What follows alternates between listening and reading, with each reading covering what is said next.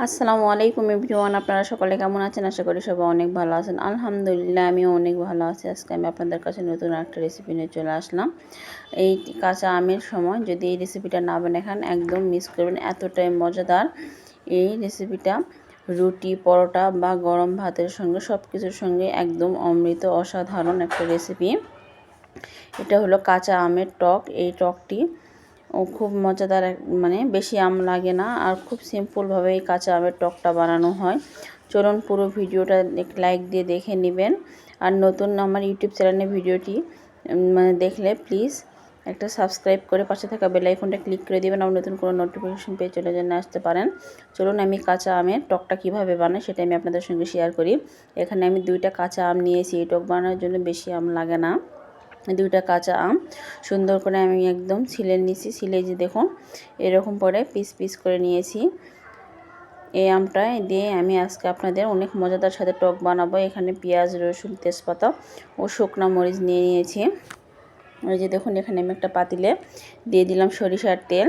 এই টকটা বানানোর জন্য কিন্তু সরিষার তেলই লাগবে, সয়াবিন তেল দিলে কিন্তু এর টেস্ট অত ভালো আসবে না। এখানে দিয়ে দিলাম আমি শুকনো মরিচের ফোড়ন আর দিয়ে দিলাম তেজপাতা। আর এই যে দেখুন আমি এখানে পেঁয়াজ রসুন কুচিটা দিয়ে দিলাম। এই যে দেখুন আমি পেঁয়াজ রসুন কুচিটা সুন্দরভাবে দিয়ে একদম ভেজে নিচ্ছি। এভাবেই এটার বাগারটা দিয়ে নেবেন। একদম ঝটপট 5 মিনিটে এই টকটা হয়ে যায়, এতটাই টেস্টি হয়। এখানে আমি আস্ত জিরে ফোড়ন দিলাম। আর এখানে আপনারা 5 ফোড়ন যদি থাকে 5 ফোড়ন দিবেন। আমি এখানে শুধু মানে কালো জিরা যেটা বলে সেটাই দিলাম। আমার ঘরে 5 ফোড়ন ছিল না দেখে আমি 5 ফোড়ন দিয়েছি না, শুধু কালো জিরাটা দিলাম। আর আমগুলো সবগুলো দিয়ে দিলাম। এখানে সামান্য একটু হলুদ দিয়েছি আর দিয়ে দিলাম লবণ। হলুদ আর লবণ দিয়ে সুন্দর করে আমি আমটা এই তেলের মধ্যে একটু মানে ভেজে নিচ্ছি। দেখুন একটু সময় ধরে ভেজে নেবেন। ভেজে নিয়ে একদম পানি দিবেন। এই আমটা সেদ্ধ হতে একদম সময় লাগে না, ঝট মানে জাস্ট 5 মিনিটে একদম হয়ে যায়। আমটা সেদ্ধ হয়ে গেলে টকটা প্রায় হয়ে যায়। টক রান্না করার একদম কোনো ঝামেলা নেই, এত ঝটপটে মজাদার এই টকটি হয়ে যায়। এই টক যদি আমার মানে ঘরে থাকে তাহলে বাচ্চারা রুটি, পরোটা বা ভাত দিয়ে অনায়াসে খাইয়ে নিতে পারে। আর এখানে আমি এই টকের মানে স্বাদটা একটু বাড়ানোর জন্য আমি দিয়ে দিলাম চিনি। এটাতে কিন্তু এটা হলো একটু মিষ্টি টক। এই টকের মধ্যে কিন্তু একটু চিনি দিতে হয়, চিনি না দিলে এটার টেস্ট অত ভালো আসবে না। এই যে দেখুন আমি চিনি দিয়ে এটা আর মানে ফুটিয়ে নিলাম। এখানে পাক উঠে আসছে, একটু নাড়া দিলাম। চিনিটা গলে আসতে আসতে আমটা সেদ্ধ হয়ে যাবে, একদম সময় লাগবে না। এই যে দেখুন প্রায় আমটা 1/2% মতন সেদ্ধ হয়ে আসছে।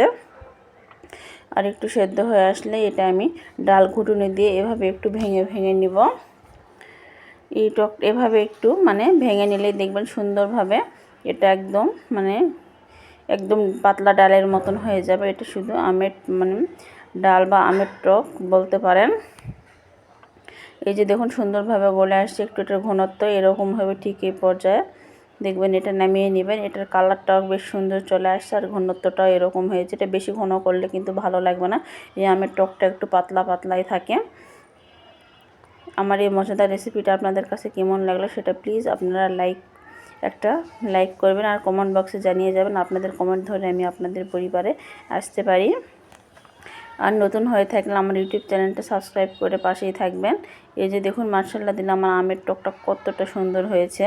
এভাবে এই কাঁচা আমের দিয়ে যদি আপনারা একবার হলো টক বানিয়ে খান তাহলে বুঝতে পারবেন এইটার টেস্টটা কতটাই মজাদার। আমি যেটা মুখে বলতেছি সেটা তা না, আসলে এটা অনেক একদম অমৃত একটা টেস্টি। ছোট থেকে বড় সবাই একদম ঘরে পছন্দ করবে এভাবে যদি টক আপনি যদি বানিয়ে দেন। দেখবেন ঘরে যদি ভাত খাবার মতনও যদি কিছু না থাকে শুধু এই টক দিয়েও মানে অনায়াসে পেট ভরে 1 প্লেট ভাত খেয়ে নিতে পারবে। খুব মজাদার একটা টেস্টি রেসিপি। আমার এই রেসিপিটা যদি আপনাদের কাছে ভালো লেগে থাকে তাহলে প্লিজ আমার সঙ্গেই থাকবেন আর নতুন কোনো ভিডিওতে নোটিফিকেশন পেয়ে চলে আসবেন। এই যে দেখুন মাশাআল্লাহ দিলে কতটা সুন্দর হয়েছে আমার এই টকটি। এভাবে আপনারাও একবার বানিয়ে খাবেন। এই যে দেখুন আর টকটার ঘনত্বটা ঠিক এরকম হবে, এটা একদম ঘনও হবে না আর একদম পাতলাও হবে না। সবাইকে জানাই আল্লাহ হাফেজ, আসসালামু আলাইকুম।